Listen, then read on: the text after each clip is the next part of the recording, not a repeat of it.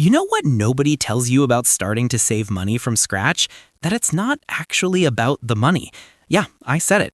Your bank account sitting at $0 isn't the problem. The problem is you've been lied to your entire life about how saving money actually works. Financial influencers screaming, invest in index funds, while you're Googling, can I survive on ramen for a month? That's not helping anyone. What if I told you that saving money from scratch doesn't require you to give up your daily coffee, move back in with your parents, or start an OnlyFans? What if the best savings account for beginners isn't even the one your traditional bank is offering you with their generous 0.01% interest rate? What if everything you thought you knew about building an emergency fund was completely backwards? Hi, I'm Matt, and on this channel, I break down personal finance without the boring suits and complicated jargon. If you're tired of feeling broke and want actual strategies for saving money from scratch, hit that subscribe button, because we're about to destroy some myths and build you a real savings plan. Today, I'm breaking down the only 5 saving methods you actually need to know, starting from absolutely nothing. No trust fund required, no inheritance coming, just you, your paycheck, and the determination to not be broke forever. How many of you are sitting on exactly $0 right now? Don't worry, I won't judge much, because here's the truth. Being broke doesn't make you dumb, but staying broke when you have information, that's a choice. We're going to cover 5 saving strategies that actually work in 2025, and I'm going to tell you exactly which one you should start with based on where you are right now.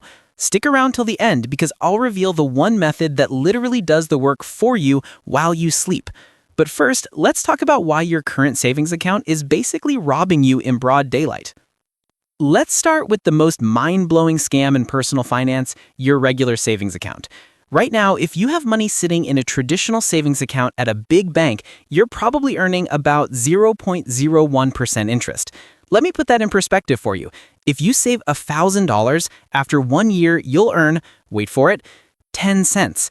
That's not even enough to buy a piece of gum.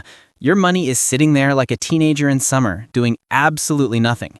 Meanwhile, there's this thing called a high-yield savings account that most people have never even heard of. Same FDIC insurance, same safety, but instead of 0.01%, you're earning 4.5 to 5% APY as of 2025. That same $1,000, it earns you $45 to $50 in a year. That's not life-changing money, but it's 450 times more than what your current bank is giving you. Here's where it gets interesting. Back in March 2023, we watched Silicon Valley Bank collapse like a house of cards. People were panicking, pulling money out of banks, and the whole financial system felt like it was held together with duct tape. But you know what didn't collapse? FDIC-insured accounts. Whether you had money in a traditional savings account or a high-yield savings account, if it was under $250,000 and FDIC-insured, you were protected. The lesson? High-yield savings accounts aren't riskier, they're just smarter. So why don't banks advertise high-yield savings accounts? Because they make less money off you. Traditional banks want to pay you 0.01% on your deposits and then turn around and lend that money out at 7% for mortgages and credit cards. They're making a 700x markup on your money. It's like if you sold your car for $100 and watched someone immediately flip it for $70,000. You'd feel like an idiot, right? The best savings account for building an emergency fund is hands down a high-yield savings account. This is where you park your first $1,000, your first $5,000, your first $10,000. This isn't money you're trying to grow aggressively. This is your life happens fund. Car breaks down, high-yield savings. Medical bill, high-yield savings. Get laid off? You guessed it, high-yield savings account coming in clutch. Online banks like Marcus by Goldman Sachs, Ally Bank, and Capital One 360 offer these accounts with 0 minimum balance requirements. You can literally start with $10. The interface is simple, transfers take 1 to 2 business days, and you're earning actual interest that compounds daily. Watching your savings grow at 0.01% is like waiting for a sloth to run a marathon. But at 4.5%, now we're talking real money accumulating in real time. Let me break down the math because numbers don't lie. If you save $200 a month in a traditional savings account at 0.01% APY, after 1 year, you have $2,400.24. In a high-yield savings account at 4.5% APY, you have $2,455.89. That's an extra $55 for doing literally nothing except choosing a different bank. After 5 years, the difference is over $1,200. That's a vacation, that's a new laptop, that's rent for a month in some cities.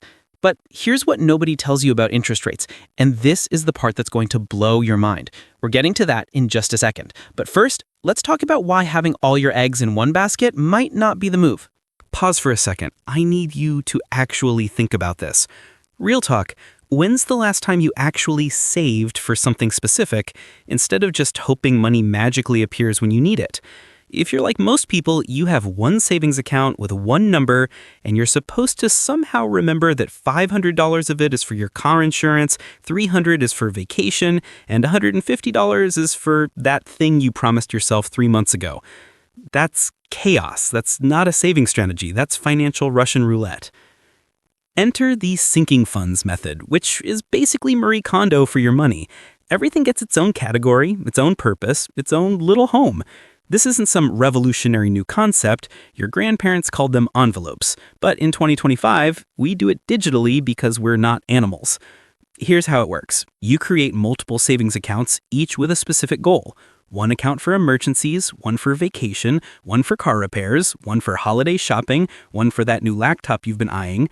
When money comes in, you split it across these different buckets based on your priorities. It sounds complicated, but it's actually stupid simple once you set it up. The psychology behind this is brilliant. When you have $2,000 in one savings account, your brain says, I have $2,000. I can afford that $800 impulse purchase. But when you see you have $500 for emergencies, $400 for vacation, $600 for car stuff, and $500 for gifts, suddenly spending that $800 means raiding multiple goals. The friction makes you think twice. According to 2024 statistics, the average American spent $1,652 on holiday shopping, and 35% of people went into debt to do it. Debt for presents. That's insane. But with a sinking fund, you save $140 a month starting in January, and by December, you have $1,680 sitting there waiting.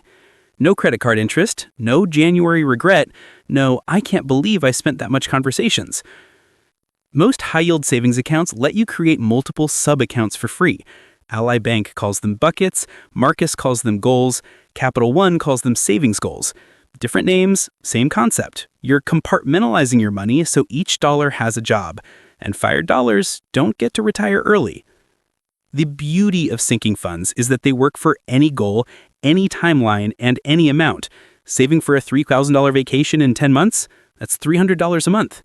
Saving for a $600 car insurance premium every 6 months? That's $100 a month. Suddenly, these massive expenses that used to blindside you are just another line item in your budget. But here's where most people screw this up. They create 7 different savings accounts and then never look at them again. The accounts sit there, some growing, some depleting, and 6 months later, they have no idea what's going on. Set a reminder.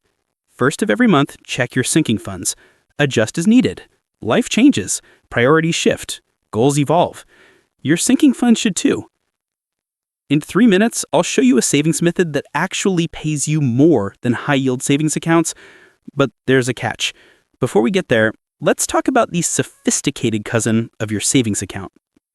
All right, so you've got your high-yield savings account earning you that sweet 4.5%, and you've got your sinking funds organized like a personal finance drill sergeant.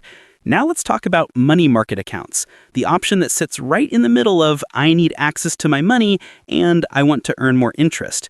Think of a money market account as a high-yield savings account's cooler cousin who works out and has a better job. Same safety, same FDIC insurance up to $250,000, but typically slightly higher interest rates and some checking account features like check writing ability and debit cards. As of 2025, money market accounts are offering anywhere from 4.75% to 5.25% APY, which is noticeably higher than most high-yield savings accounts. That extra quarter or 0.5% might not sound like much, but on $10,000, that's an extra $25 to $50 a year. Not retirement money, but enough for a nice dinner or two. The trade-off? Money market accounts usually require higher minimum balances. We're talking $1,000 to $10,000 minimums depending on the institution. Fall below that threshold and you either earn a lower rate or get hit with monthly fees. This isn't your I just got my first paycheck account. This is your I've built up some savings and want to optimize account. Remember when we talked about high-yield savings accounts back in step 1? This is that next evolution. You start with high yield for accessibility and zero minimums. Once you've built up a solid emergency fund, maybe $5,000 or $10,000, you can consider moving some of that into a money market account for that extra interest boost. But here's the kicker. Most money market accounts limit you to 6 withdrawals per month. That's a federal regulation called Regulation D, though some of the rules got relaxed during COVID. Still, the philosophy remains. This isn't your checking account. This is semi-liquid savings for money you need accessible, but not regularly. Where money market accounts really shine are for your larger emergency fund or your opportunity fund. You know that chunk of money you keep around in case something amazing comes up. A friend starts a business and needs a silent partner, a killer investment opportunity appears, your dream car shows up on Craigslist for 40% below market value. That's money market account territory. The interest rate difference between high-yield savings and money market accounts fluctuates with the Federal Reserve's decisions. In high-interest rate environments like 2024, 2025, the gap widens. In low-interest rate environments like 2020, 2021, they're basically identical, which means you need to stay aware and potentially shuffle money around as economic conditions change. Fun? Not really. Worth it? Absolutely. One more thing about money market accounts that nobody talks about, they're excellent for short-term savings goals with defined timelines. Saving for a house down payment in 2 years? Money market account. Building capital for a business launch in 18 months? Money market account. You want that money earning maximum interest but still accessible when you need it without penalties. Now, what if I told you there's a way to earn even higher rates, sometimes 5.5% to 6%, but you have to promise not to touch your money for a while? That's where things get interesting. We're halfway through, and here's where it gets interesting. If you're still watching, you're in the top 15% of people who actually finish financial education videos. Here's your reward. I'm about to tell you about the savings vehicle that pays the highest guaranteed returns, but there's a catch that makes most people run away screaming. Certificates of deposit, or CDs, are basically you telling your bank, hey, I'll give you this money and promise not to touch it for X amount of time, and in exchange, you pay me a higher interest rate. It's money prison, but you're the warden and the prisoner. Voluntary incarceration for your cash.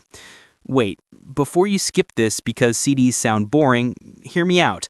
As of 2025, CD rates are ranging from 5% to 6% depending on the term length and institution.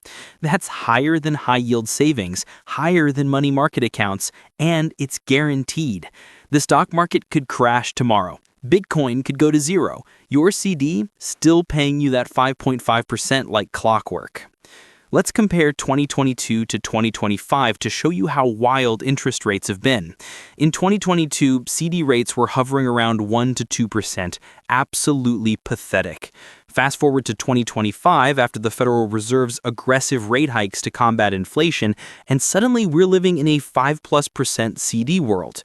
If you locked in a 5-year CD in early 2024 at 5.5%, you're sitting pretty, while everyone else is subject to whatever rate volatility comes next. Here's how CD terms work. You can get CDs ranging from 3 months to 5 years. Generally, longer terms pay higher rates because you're committing your money for longer. A 3-month CD might pay 4.5%, while a 5-year CD pays 5.5%. You're getting paid for patience. But here's the catch everyone worries about. Early withdrawal penalties. If you put $5,000 into a 2-year CD and then need that money after 1 year, you're paying a penalty. Usually it's 3 to 12 months worth of interest. So you don't lose your principal, but you lose some of those earnings you were counting on. This is why CDs aren't for your emergency fund. This is for money you know you won't need for a specific period. Now let me introduce you to CD laddering, which sounds complicated but is actually genius. Instead of putting all your money in one 5-year CD, you split it up. Put 20% in a 1-year CD, 20% in a 2-year, 20% in a 3-year, 20% in a 4-year, and 20% in a 5-year. Every year, one of your CDs matures. You can either take that money or roll it into a new 5-year CD at current rates. This gives you access to some of your money annually while still earning those higher long-term rates. Would you lock your money away for a year if it meant earning 5% guaranteed? Write that down because while everyone else is chasing risky investments and losing sleep over market volatility, you're earning a predictable, guaranteed return. There's something deeply satisfying about knowing exactly how much money you'll have on a specific date. CDs are perfect for specific goals with specific timelines. Know you're getting married in 2 years? 2-year CD. Saving for a sabbatical in 18 months? 18-month CD. Kid going to college in 4 years? 4-year CD ladder. The certainty is the point. You're removing the variable of will I have enough and replacing it with I will have exactly this much.